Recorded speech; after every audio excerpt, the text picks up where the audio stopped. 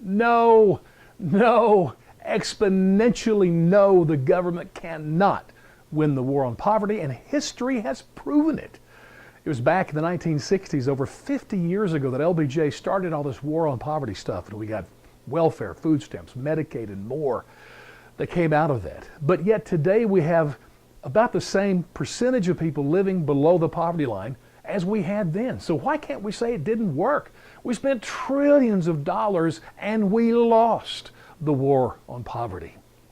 By the way, if government could take care of the poor people, here's the way it should be. It should be based on relationship always. So there's about 45 million people, according to the government, living below the poverty line, and there's about 22 million government employees. By my math, that's 2 poverty people per government employee. So let them just establish a relationship and take care of them. Well, that's not going to happen, of course. But the government can't do it, nor are they tasked to do it. Now, I'm willing to say we failed, we need to try something else. But liberals see they have this really odd logic that will not allow them to change the programs. See, their logic, there's 2 ways to look at it. One is they would say, well, yeah, but even though we spent all that money, the problem would be much worse if we hadn't spent it. Or the one I really love is, well, if we just saved one life, if just one hungry person was fed, then it's been worth it all. No, it's not. We'll spend trillions of dollars to feed one person. What kind of logic is that? You see, that's the difference right there between liberals and conservatives. Liberals just want to feel good because they tried.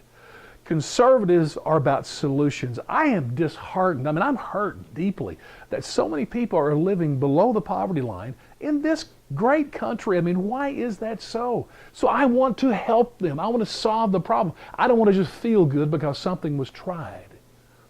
So here's the way I would go with it. Number 1, give you 2 steps. First, get government out of it entirely. All of it. Quit charging taxes for this. Get it completely out. You know, I mentioned the liberal logic. I just thought of something else too. I got to mention this. So many times a liberal will tell me, and you know what, they, like everybody else, they, are discouraged by having to pay more taxes, but they can at least feel good about it because they're helping more poor people. And again, I want to say, no, you're not. You're enriching contractors, government employees, lobbyists, politicians. You are not helping poor people. Look at the numbers. Anyway, get the government out of it entirely. The second step, there's the shocking one. You realize we do have constitutions, rules, and worldviews out there of a lot of people, tens of millions of Americans who say the very heart of who they are is helping the poor.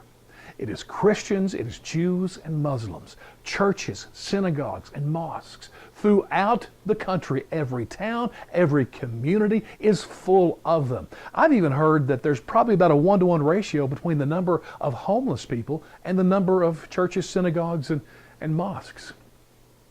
Everybody take one. Problem solved next week. But even with those that are hungry and those that have issues, it should be taken care of locally so you can have a relationship with these people and genuinely help them. Because a lot of people just need a good job. You can help with that. Some people are genuinely handicapped, either mentally or physically. They can't possibly take care of themselves. So guess what, churches? You do. 24 hours a day, 365 days a year. Work with their families. Who are these people? And deal with them on a 1-to-1 basis. That is where it starts. By the way, I'm really experienced in this type of stuff. I would love to speak to any group that would hear me out on this and talk about how this would work.